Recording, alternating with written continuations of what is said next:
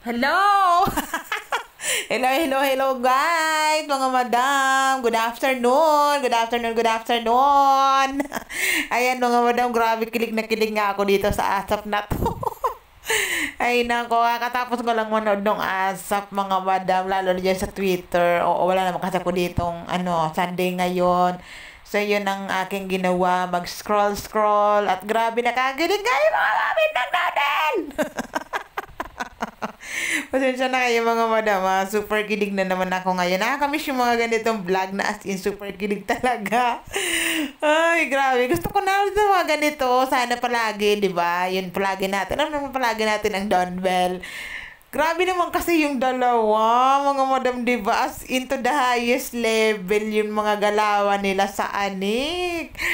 Sa ASAP. Oo nga mga madam, di ba? Na parang alam mo yun talaga yung free sila. Free sila na ipakita yung mga natural nilang galawan. Di ba mga madam? Na wala silang iniisip na restrictions. Di ba? Si Belden at si Donnie, ganun sila sa isa't isa. Ay, gusto ko yung mga ganyan. Ayoko ng mga yung, di ba? Kailangan maging conscious sila sa mga kinikilos nila. Feeling ko kanina itong sa ASAP na to, wala silang hindi sila conscious na okay lang na ipakita nila yung mga alam mo yan? Love language nila mga madam, di ba? Tapos napaka-cute talaga ni Belle. Tapos si Donnie din. Ang gwapo-gwapo, di ba? Lalo na yung tinawag niya. Yung, di ba yung tono ng boses ni Donnie doon sa tinawag niya si Belle. Ba't ang layo-layo mo? Dito ka. Grabe. Pasensya na kayo mga madam, di ba? Napaka-OA ko na. O basta nakakatuwa mga madam, 'di ba? Tapos yung yung pagbubulungan nila, 'di ba, yung paghampas ni Belle sa kay Donnie. Ito naman kasi si Donnie, parang feeling ko pang-asar na jowa to eh. Oo, parang walang dull moment sa kanilang dalawa kapag sila yung magkasama. Ano na kaya sa 'di ba, sa personal, sa life nila, 'di ba? Oo, tapos lalo na dun sa yung sabi ni Robby na magkasama naman sila sa life. Yun na yun mga madam, di ba? Ang dami talagang kinikilig sa Don Bell na ako. Kitang-kita ng pati mga tao sa ASAP. Ay naku, kitang-kita naman talaga yung pagkakilig sa Don Bell. Di ba? Napaka-genuine naman talaga kasi nila to each other. Na walang halong pretension.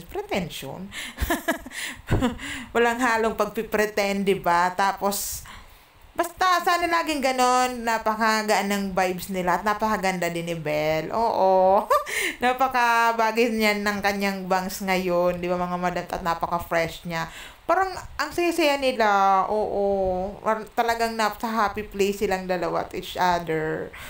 Ang ganda. Ang ganda. Parang pag, di ba, pag tinignan mo sila, kahit malungkot ka or marami kang problema. Pag tinignan mo silang dalawa, parang mawawala din yung problema mo. Talagang truly sila yung happy pill natin. O, para sa akin kasi mga madam, ganun yung feeling ko. Kapag nakita ko yung mga moments nila, talaga yan ang nagpapasaya sa akin. Oo, meron kasi akong, pinagdada. Ano ba yan, nag-share. Medyo broken hearted, ganun. Hindi naman po. Medyo lang, medyo.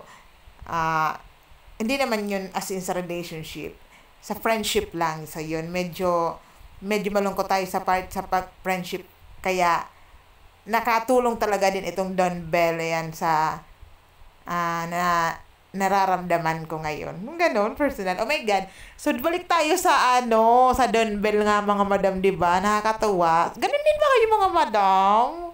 Nakakainis. Alam mo yung ilang beses mo yung maikling video, paulit-ulit, nabigin mahaba dahil paulit-ulit nating pinapanood, kahit naman na kailan na, parang hindi pa rin nakakasawang panoorin. Every time na makakita ko ng mga video nila, talagang hindi ko talaga mapigilang mapangiti, giligin. Tapos relate din ba kayo kapag may mga ganong video na mapatili kayo? Tapos sabihin ko nyari ng asawa nyo, ng boyfriend nyo, or ng anak nyo, ano bang nangyayari sa'yo? Ba't ko matumitili dyan? Kapag narinig na nila ako ng ganyan, ano nila yung Don Bell? Kinikilig ka na naman sa Don Bell, Oo, syempre. Maski sa ka-work, sa trabaho, kapag nanood ako, bigla na lang akong titili. Sabihin nila, oh, Don Bell na naman yan. Oo, ganun, grabe ganun yung epekto ng Don Bell sa life natin. Kaya sana lagi silang masaya, malayo sa mga issue na ginagawa ng mga kung sino-sino. Basta happy lang tayo.